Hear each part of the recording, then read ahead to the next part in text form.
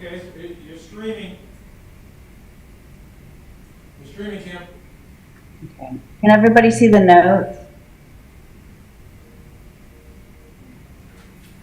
Yes. You're streaming, Okay. Kim.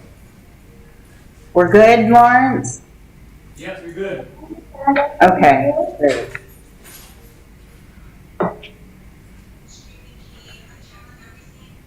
Okay. So welcome to the subcommittee. Thank you for coming. And just as a refresher, this subcommittee is for student teaching placement. And we've been discussing the placement needs across the state for EPPs and how partnering has been with LEAs. And last meeting, we heard from Dawn Gilchrist and Maureen Stover, their Blue Teacher perspectives, and they talked about what areas of need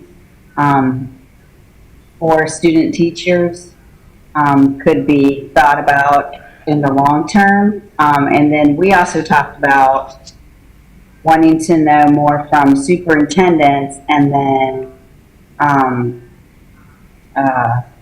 also EPPs around the exact need across the state and whether LEAs are accepting student teacher placements in their districts. And what we found is for superintendents, so 22 LEAs responded to a survey, and 2 out of the 22 stated that they weren't accepting student teacher placements for the year.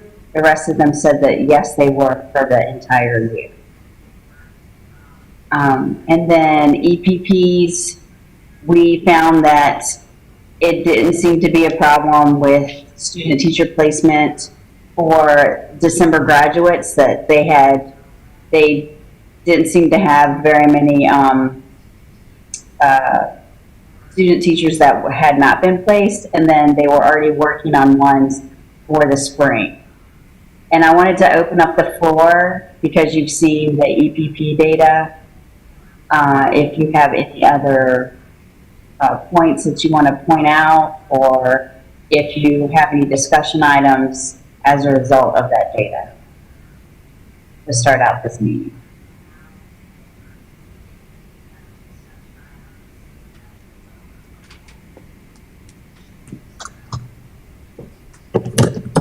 So only 2 out of the 22 that responded indicated they weren't accepting placements? That's right. That's correct. Right. That's correct. And the other one said for the entire year, yes. I think the takeaway, Tom, from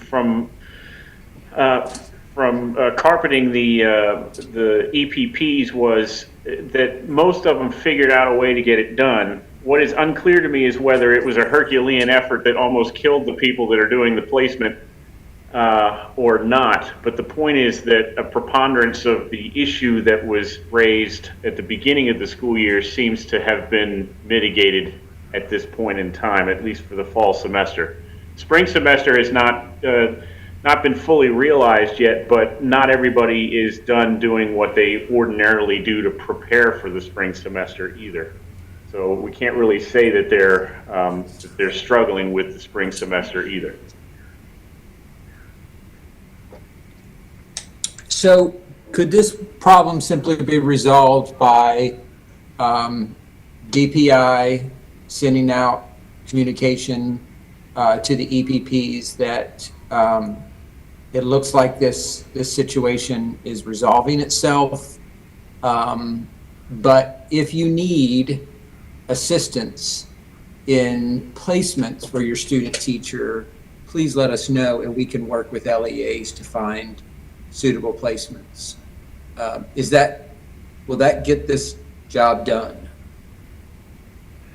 I think it has potential. I mean, I could envision an EPP reaching out to us and saying, "Hey, we're struggling, where we ordinarily would have no problem," and us saying, "What LEAs do you normally partner with?" And they say A, B, and C, and then we work to sort of fix it at an ad hoc basis. But to me, it seems more ad hoc now than it seems systemic, as what we were fearing a couple of months ago. Okay. So- Go ahead, Ann. Oh, go ahead. Go ahead, Tom. I'm do it after you go. Go ahead. I was just going to say, then does the work of the subcommittee then focus on developing this this kind of template MOU for student teaching, so that we're helping districts understand the necessity of access to the teacher in the classroom by the EPP faculty or staff, as well as the work around the EdTPA, and then providing some guidance on how schools can ensure that that any videotaping, either in the virtual or face-to-face setting, does not violate FERPA law.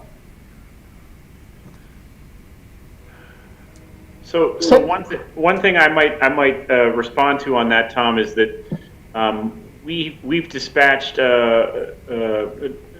Teresa with the NCACTE group. There's a group of NCACTE representation from across the state that is working and collaborating around building a standardized MOU.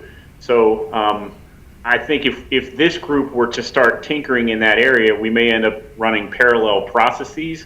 I wonder if a better strategy would be to get the NCACTE document when it's completed from their perspective and run it through this subcommittee to make sure that the specific needs that have been identified here are included. That might be a better strategy. Yep, that sounds great. Dr. Bullock, are you on that? I can't remember if you're on that or not. I am not on that. It might be good for somebody from here to be added to that, just as a liaison, just besides you, Andrew. I believe you're on it, aren't you? Well, I'm on the board, and we've given Yes. the specific state representation on that committee that's thinking about that is Teresa right now. Okay, and so I think Glenda's on it. She might be. I don't Yes, I don't have. Glenda is on it. Yes, Linda is. Yeah, so. Okay, so that's our common thread then. Yeah, so I don't know if we then maybe need to add Glenda, or Glenda can just come to the meeting when we discuss it. I mean, either way. And maybe she needs to know that she's also on it as kind of a PEPSC liaison and not just as a school district rep, right? Like, I'm putting that in quotes, as you can see in my fake background. So that might be helpful. Just so Glenda knows that process, right? Yeah. And then I guess another thing that we could do, and I'm posing this question to Tom here for a second. Another thing we could do, Tom, is maybe send a follow-up e-blast to those folks that we just communicated with for this fall. We could check maybe in December, end of December, do a temperature check on student placement for spring semester to see if the wheels are falling off ahead of that, just to see where we're at, if you want to do that as a second opportunity to double check. I would say that would be good, because then it also, we're being supportive as well, right? That's Sure. the other piece. The royal we. The So- royal we are being supportive. On the EPP front, when do you think is an appropriate time to ask that people would be starting to get antsy if they didn't have their placements put together?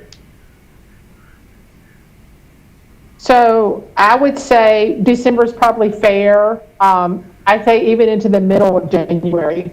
But Yeah. They're starting now, like, people are starting now for student teaching semester 1 now. Right. So I'm trying to think about it. Sorry, I'm being a little inconsistent here because I'm thinking about it in terms of when these EPPs are going to, quote, end their semesters early. So I'm wondering. Is that quote? Quote, Yeah. quote, end their semesters early, unquote. And that, so maybe, Andrew, we back it up to a little bit before Thanksgiving. Like maybe the week of November 13th or something. So that if they're finishing at Thanksgiving, then that's kind of it. So we're not asking for something where they don't have other people in their EPP to discuss. I think they'll, I think that might be a good, fits with the work schedule for this fall in particular. Do you think a preponderance of folks will have made their placements by Thanksgiving? Yes, because I think that we'll have a large preponderance because semesters are ending. They may not have every single placement, but they'll have kind of their, what I would call their rough, because they will, at least they're rough because they will want to have some heads up before students leave, right? Or tell them it's not going to be December. So I think it's close to Thanksgiving, but enough time to give them some, not the week of Thanksgiving, but the week before or something like that, would give you a fair estimate of, and some people are going to say we're in the middle of it, right? But you'll have kind of an idea of temperature check, which is what you're saying. Yeah, and I think, so Kim, you and I have to just be thoughtful on how to ask the questions so that we can get, 2 or 3 questions out there that help us understand whether wheels are falling off. But yeah, I'm happy to do that. That would give us a check, and then we could, help where fires have emerged. The other thing too is, maybe the whole thing changes as the virus changes between now and November, right? I think it will. That's what I was thinking, listening to y'all talk about it. I think especially up here, I'm in Watauga County, and we've been in the USA Today, I think 3 times in the last couple of weeks. And so I think even though Watauga County responded that we are accepting student teachers, I think that does not necessarily mean that all of the teachers in Watauga County are comfortable with it. And I think that the further we go into November and December, if what people are thinking is going to happens with the flu and colds and everything else, and I think that may make it more difficult to place student teachers, I would say. I might be wrong. I hope I'm wrong. Right. Okay. Well, yeah, we'll have to bob and weave depending on what conditions are on the ground at the time. But so given that, do we want to table any further action until we see the MOU? Is that the next course of action? So I think yes, but the communication from us needs to go out that, we've looked at this, we've addressed this, we feel like it's, at this point, it may be resolving itself, but if you've got some kind of extreme, if you've got some kind of difficulty happening, please reach out to us individually.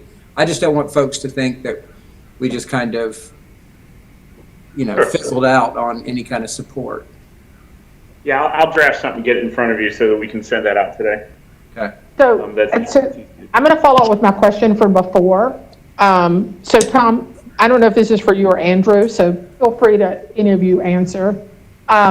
So when we say to folks, when y'all say to folks, let us know if we can help, generally that's what you're saying. Like, so I call you and say, I'm having a real issue placing 20 dance, let's just use dance student teachers, right? Like whatever. What would y'all do? Like, what would be the plan of action? Have y'all thought about that? Well, I think one point of communication is Tom is a liaison between the State Department and all the HR directors, Okay. and we can certainly leverage individual contacts with LEAs from that vantage point to see what's going on from the perspective of the district, particularly districts that EPPs ordinarily would operate with. And sometimes the point of contact from the HR perspective may be different from the EPP's traditional routes. I'm not saying they aren't the same, but in some cases that, I always call this particular school because I have this relationship with this principal, blah, blah, blah. Maybe there's some other routes that could be taken from the HR LEA perspective that may not have been addressed in the first go around. That would be my first swing at it. Okay, and then I think, Rob, were you going to say something? I'm sorry. No. I think that's right. I think that's a potential matchmaking service is what we might be signing on for right now for those people who are still having difficulties. But other than that, I don't see a kind of a statewide effort to push this forward.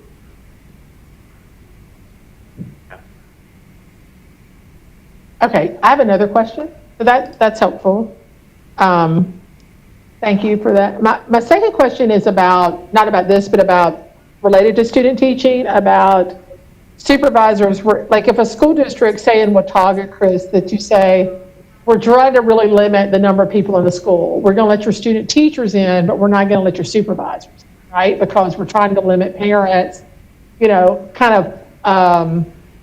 that are going to come on random days, which makes complete sense in a pandemic, into your school. So just using that as an example, I'm not going to ask you Chris's question, this is for the whole group. But my question is, have we made any headway with getting supervisors to be able to Zoom in, Microsoft Team in, just name the software, insert software here, into the classroom to observe in live time?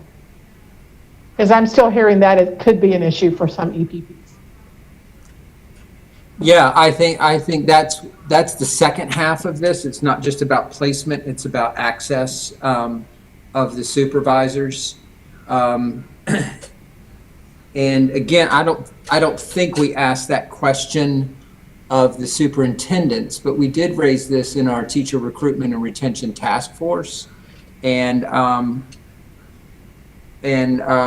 Wake County is especially having issues with this, and what they're trying to do is to use the release that they have from National Board Certified Teachers to modify that to meet this demand, because I think a lot of our school attorneys are indicating that this is a substantially different enterprise than what they generally do with their opt-out policy, and they're pushing districts to either deny or develop a separate protocol or system procedure for getting these permissions. And in the wake of everything else that's heaped on the heads of the LEAs are hesitant to do that. And so what we could do is for the HR side to say, we recognize this is an issue in the field. Here's one suggestion from an LEA. You all probably have some kind of release for National Board Certification who engages in a very similar process. So maybe you could edit this, your processes to help with these student teachers. I don't know. I mean, that's all I've got right now as far as a solution. Part of me still wonders if we're getting at the real root cause of the problem. And to me, that is oversight and control of the actual video.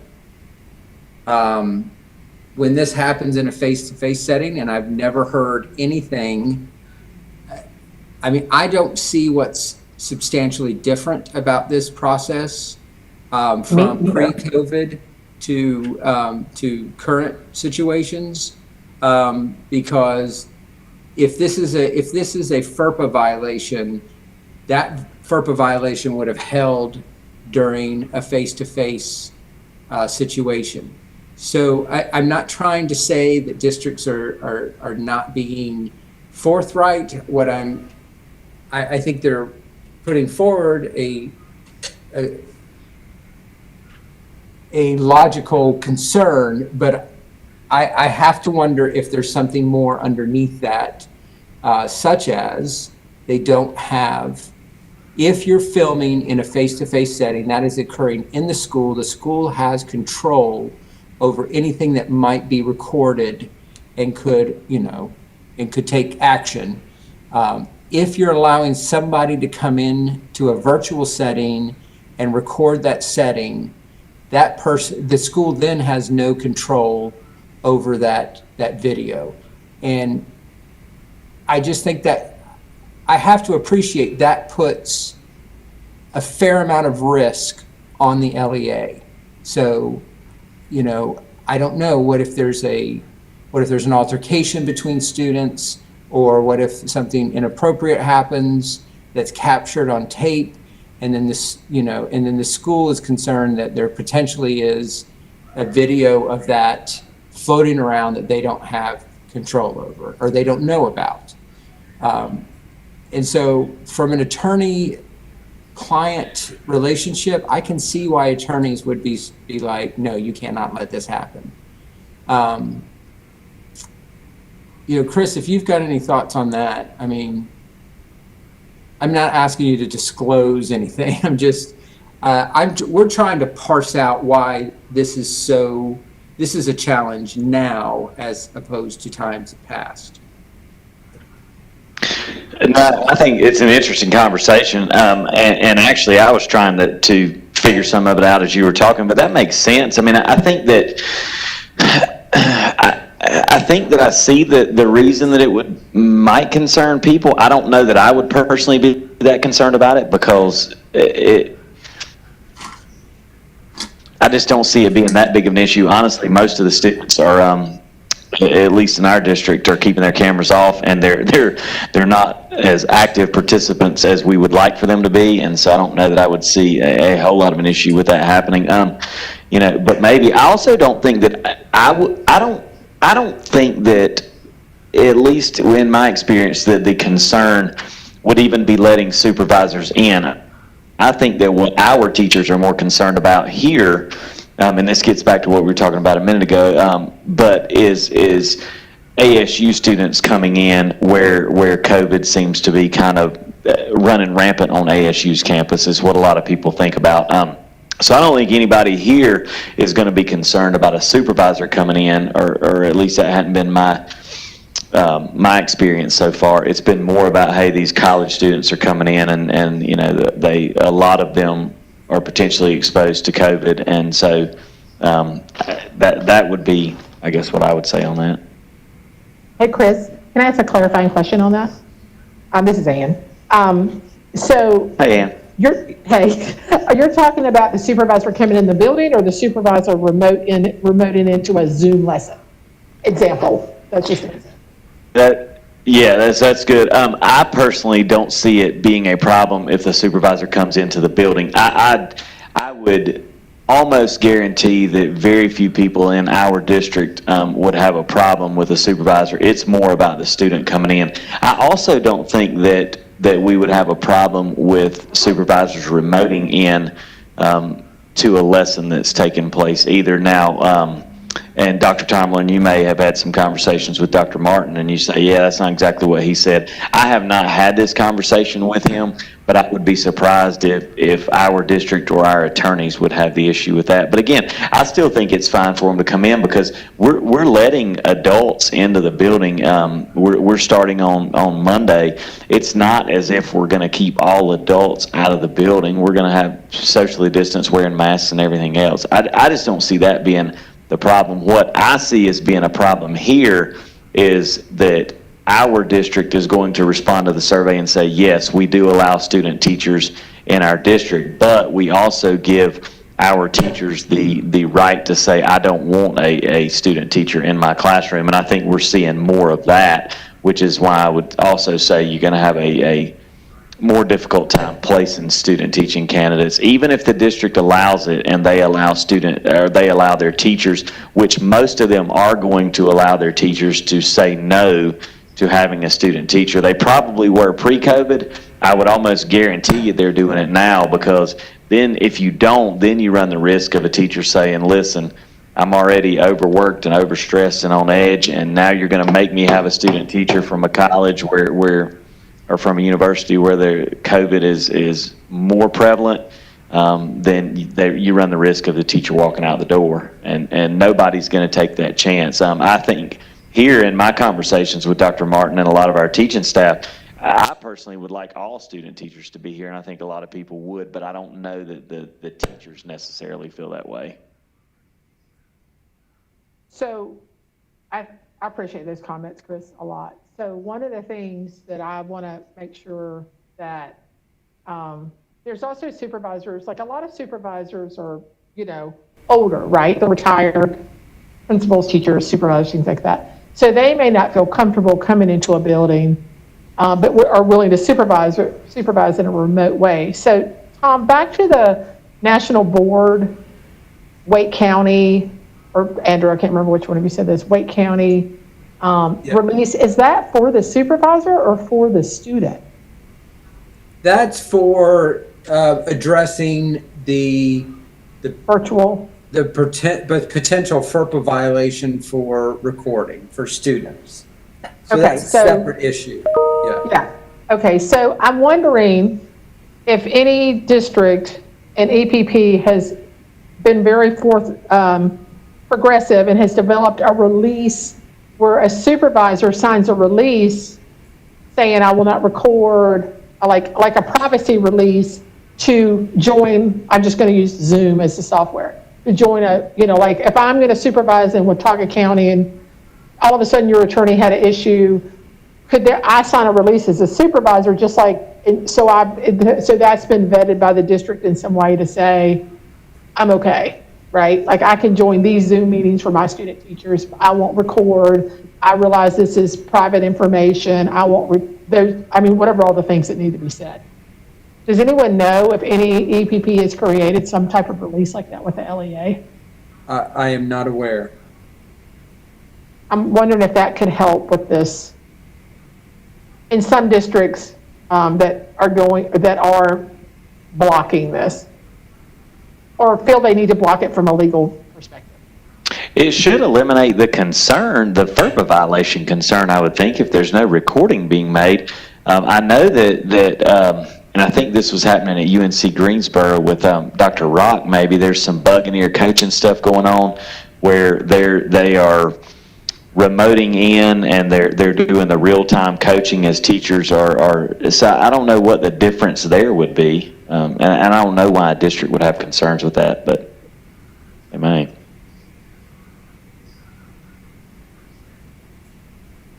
And I'm wondering if Marcy and Wake County would be willing to possibly share that release with other folks that might find it helpful.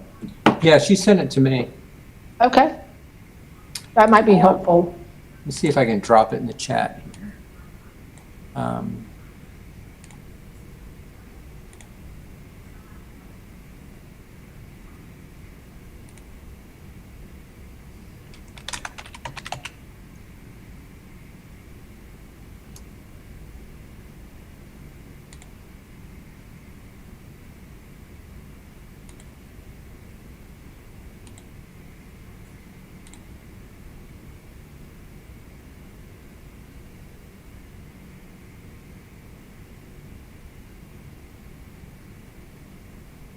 Yeah.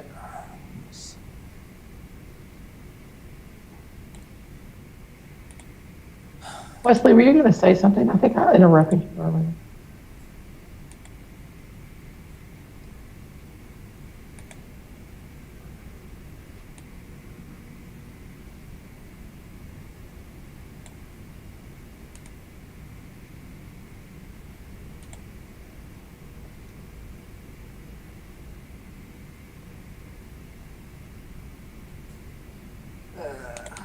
Sorry, y'all. I have to save it first. Okay, I don't even see a chat. Oh, here it is. Never mind.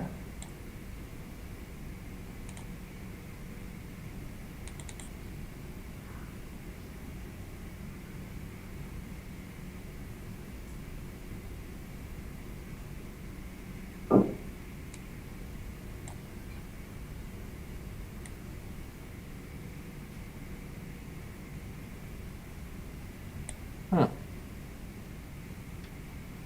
Guess it doesn't let me. You could just email it. It'll be fine. Okay, let me try one more time. No.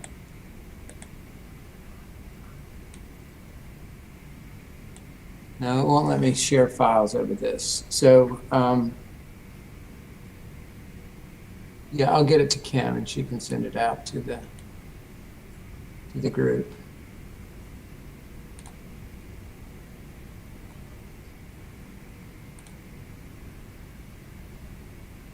Oh.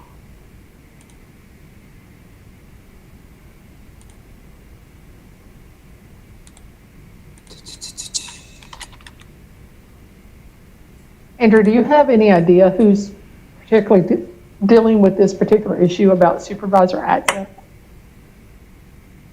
I am not. I think it was brought up in when we had our conversation with the task force.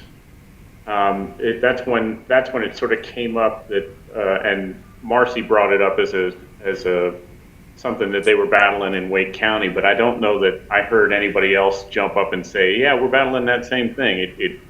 So I don't have a sense of whether it's a systemic issue or somewhat isolated. I can also tell you that Wake County traditionally has sort of its own quirky rules. And they resist not just this, but other things as well. So it could be situational just for Wake County.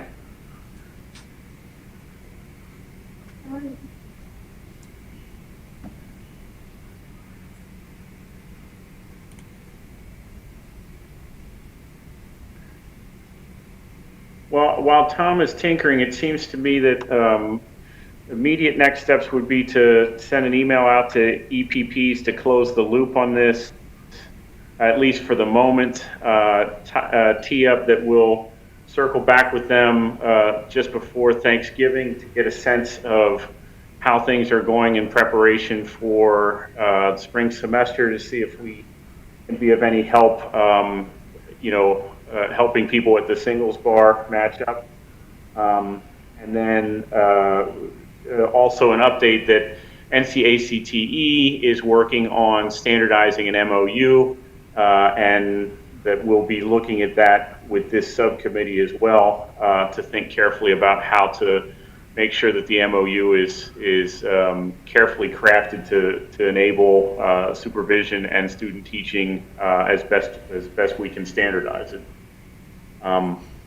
And my understanding, Teresa gives me an update on that every couple of weeks. My understanding is that they've had initial meetings already, and my guess is that they'll try and get something crafted in the next couple of weeks, which we can get back over to this subcommittee at that time.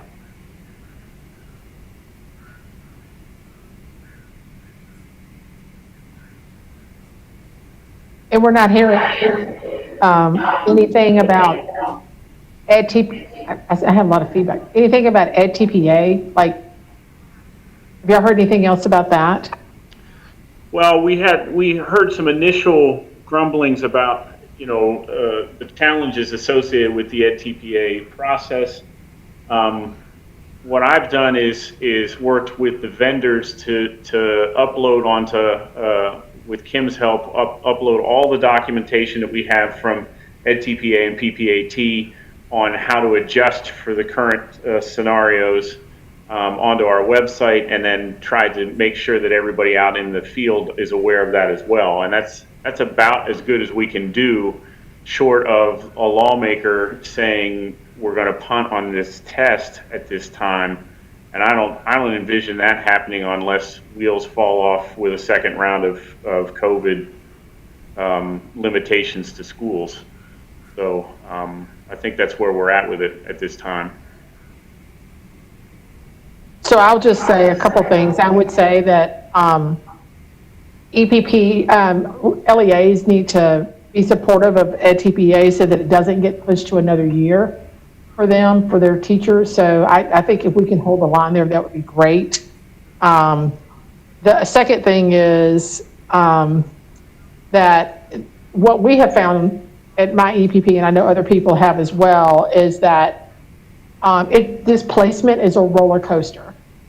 So we have teachers and then their situations change more than normal, right? We always have some change, but so we could have all our placements. We still are outstanding of one, but it's coming. We have all of our placements, and then the next day something happens. Some teacher can't teach anymore, can't have a student teacher because of COVID, right? So this is going to be a roller coaster the whole year. And I think EPPs, anytime you are in front of EPPs, to thank them for working with us and know that we understand this is a roller coaster. So we'll be going back to the well, as you like to say, Andrew, we go back to the well multiple times. Yep. For the same group of students, right? Because it is, our placements for the number of students that we do at Elon, for just our seniors, have probably changed 5 times in 5 weeks. You know, so I think that EPPs just need to, when you're in front of them, they need to understand that they know it because they're trying to scramble for these classrooms in this situation. So we understand, but also understand that it is a roller coaster on both sides. So Yes. So I wonder, Kim and Tom, I feel like you touched on it at the last meeting, but could we do a quick update to in the monthly HR meeting, just sort of acknowledge that the student teaching placement, of course, remains important, and that there'll be some bobbing and weaving as we go throughout the course of the year, and be patient on that process, and just sort of update them on some of this stuff, just so that they're up to speed with what's going on as well. Sure. and thank them, right? Thank them for working. I mean, I think they worked hard too to try to help EPPs. So thanking them, I think it's another piece of that. And thank y'all for willing to do that. Sure. I also want to look ahead. I know that we're waiting on the MOU, but we need to go ahead and think about when we would schedule another subcommittee meeting, because it's not instantaneous, because there has to be a 48-hour window to notify the public, since it's a public meeting, and then also reserving the state board room for live streaming. So I was wondering why don't I reach out to Dr. Godwin, who's the president right now of NCACTE, and get his sense on when he thinks a draft for the MOU would be developed.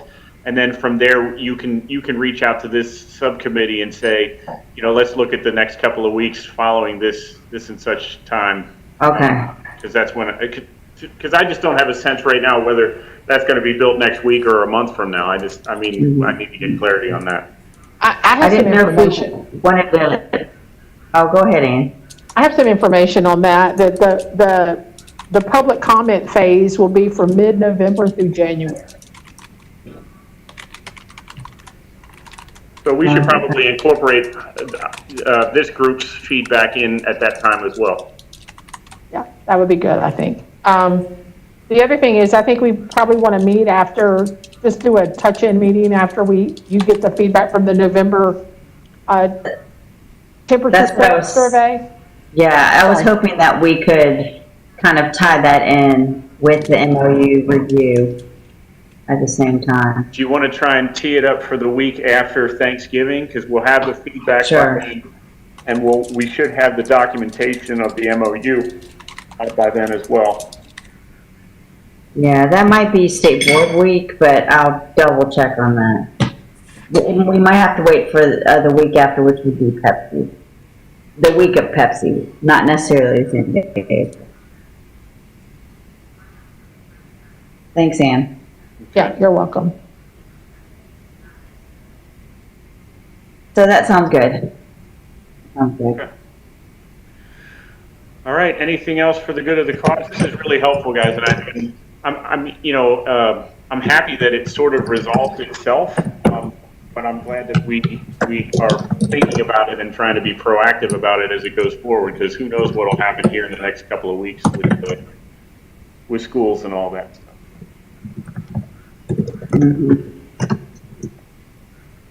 But during the November PEPSC meeting, we want to give an update, is that correct? Yeah, we can certainly do that.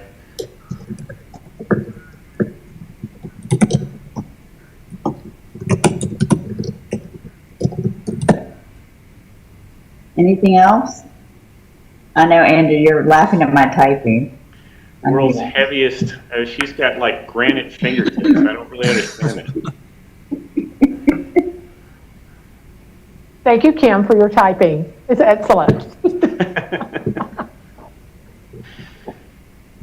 All right. Very good. All right, well, we'll work on this. We'll get that email out today, and if you guys need anything between now and the next visit, just let us know, and look for a reach out from Kim about setting up the meeting following Thanksgiving. All right, y'all have a great day. Thank you. All right, thanks, Thank you, everybody. guys. Thanks, everyone. Thank you. Hey, Lawrence, we're done.